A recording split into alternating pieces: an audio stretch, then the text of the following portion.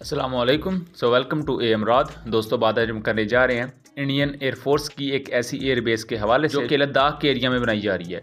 ये एयरबेस, इसके बारे में इंडिया ये कहता है कि ये हम चाइना के खिलाफ बना रहे हैं, लेकिन ये ऐसी लोकेशन पर मौजूद है जो कि पाकिस्तान और चाइना दोनों के लिए बहुत खतरा हो सकती है। इसके मुकाबले में पाकिस्तान के पास ऐसी कौन सी एयरबेसेस मौजूद हैं और चाइनीज़ एयरफोर्स की तरफ भी हम उनकी तैयारियों की बात करेंगे। लेकिन वीडियो में आगे बढ़ने से पहले अगर आप पहली दफ़ा चैनल पर आएँ तो चैनल को सब्सक्राइब कीजिएगा एंड वीडियो को ज़रूर शेयर कीजिएगा। दोस्तों, लद्दाख के एरिया में मौजूद एक इलाका है जिसे न्योमी कहा जाता है। न्योमी, अब इसका रियल प्रोनाउंसिएशन क्या है, ये अगर गलत बोल रहा हूँ तो माजरत। बहरहाल यहाँ इंडिया एक एयरबेस बना रहा है। एयरबेस ऑलमोस्ट बन चुकी है, वहाँ कुछ फाइनल टचअप्स जारी हैं और इस एयरबेस को या यूँ कह लूँ कि अपग्रेड किया जा रहा है। अब इस एयरबेस पर हमें कोई अंडरग्राउंड डंप्स वगैरह नज़र आ रहे हैं जहाँ ओबियसली इंडिया अपने कुछ इक्विपमेंट को रखेगा। यहाँ गोला बारूद, जैसा कि मैं कह सकता हूँ कि मिसाइल्स और बॉम्ब्स वगैरह को रखा जा सकता है। यहाँ हमें एक बाकायदा स्ट्रिप नज़र आ रही है और मुस्तकबिल में ये भी कहा जा रहा है कि इन स्ट्रिप्स की तादाद बढ़ाई जाएगी। यहाँ इंडिया ये इरादा रखता है कि अपने फाइटर एयरक्राफ्ट को वो डिप्लॉय करेगा। उसके बाद इंडिया यहाँ अपने surface to air missile systems को डिप्लॉय कर सकता है, जैसा कि इंडिया के पास इस वक्त जो उनका major surface to air missile system है वो है S-400। S-400 390 से 400 किलोमीटर की रेंज चुके प्रोवाइड करता है, तो वो बआसानी यहाँ से पाकिस्तानी साइड को और चाइनीज साइड को देख सकता है।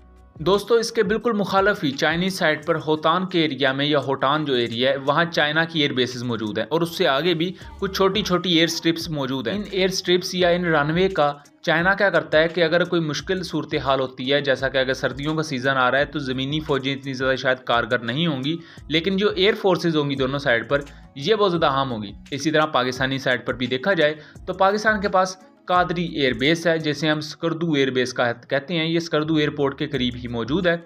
यहाँ मुख्तलिफ सीज़न में मुख्तलिफ फाइटर जेट्स रखे जाते हैं। माजी में यहाँ F-16s भी रहे। अब रिपोर्टरली कहा जाता है कि यहाँ GF-17 थंडर्स मौजूद है। दोस्तों, इंडियन एयरफोर्स की इस नई एयरबेस पर कहा जा रहा है कि मोस्ट प्रोबेबली इंडिया अपने MiG-29 UPG एयरक्राफ्ट को रखेगा या Su-30s को, या मोस्ट प्रोबेबली राफेल एयरक्राफ्ट। लेकिन राफेल एयरक्राफ्ट के चांसेस कम है क्योंकि राफेल एयरक्राफ्ट पहले ही यहाँ डिप्लॉयड हैं।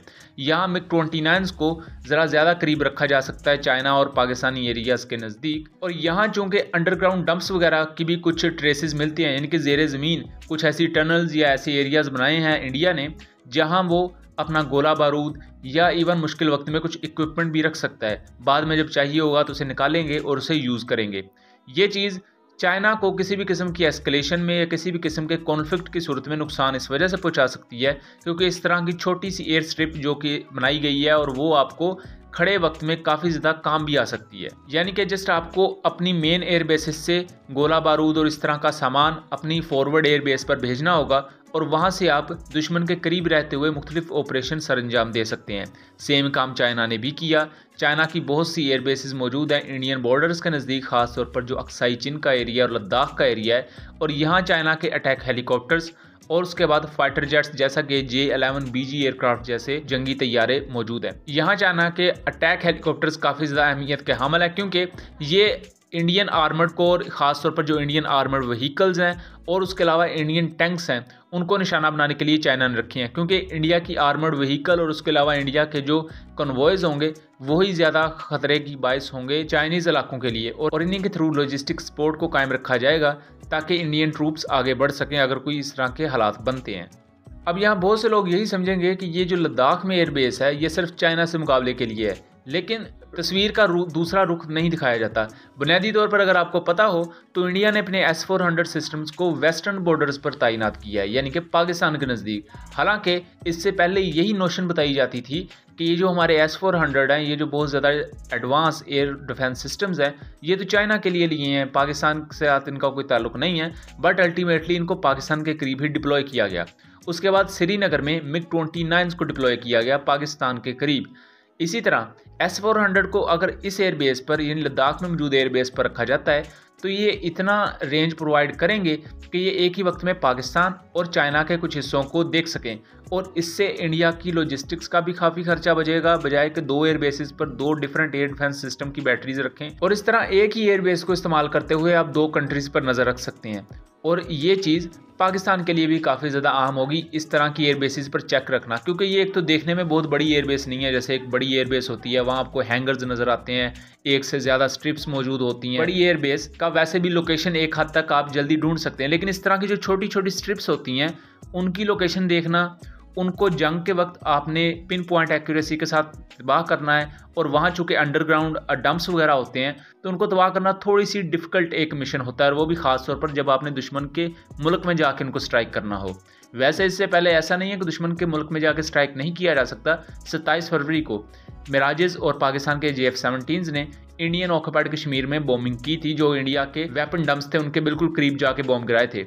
उन बॉम्ब्स को टारगेट्स पर नहीं गिराया गया था, बिकॉज हमारा मकसद यही था कि अगर इंडिया ने हमारे एरिया में बॉम्ब गिराए हैं तो हम भी इंडिया के एरिया में बॉम्ब गिरा के उन्हें बता सकें कि हम बिल्कुल कैपेबिलिटी रखते हैं, लेकिन जस्ट आपको मेक श्योर कर रहे हैं कि दोबारा इस तरह का मिस एडवेंचर ना किया जाए।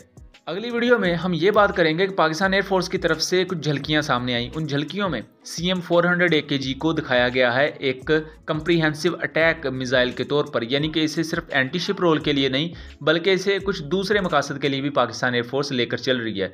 उन पर हम अगली आने वाली वीडियोज़ में बात करेंगे, और उसी में हम इस वीडियो के जैसा कि हमने बताया कि एक छोटी सी एयर स्ट्रिप बनाई हुई है फॉरवर्ड ऑपरेशंस करने के लिए। जैसे ही कोई एस्केलेशन हो तो अपने फाइटर जेट्स को फौरी तौर पर इन एरियाज़ में भेजा जाए और इन जैसी छोटी छोटी एयर बेसिस से उनको उड़ाया जाए। तो इस तरह के एरियाज़ पर मौजूद जो ज़्यादा हाई वैल्यू इक्विपमेंट है उसको तबाह करने के लिए CM-400 AKG को यूज़ करता हुआ पाकिस्तान नज़र आता है। ऐसी डॉक्ट्राइंस बनती हुई नज़र आ रही है पाकिस्तान एयरफोर्स में। यह हो सकता है पहले से ही मौजूद हों, अब उनको मज़ीद बेहतर किया जा रहा हो, तो उस पर हम अगली वीडियो में बात करेंगे। बहरहाल उम्मीद करता हूँ चीज़ें क्लियर रही होंगी। मिलेंगे अगली वीडियो में, तब तक के लिए अल्लाह हाफिज़।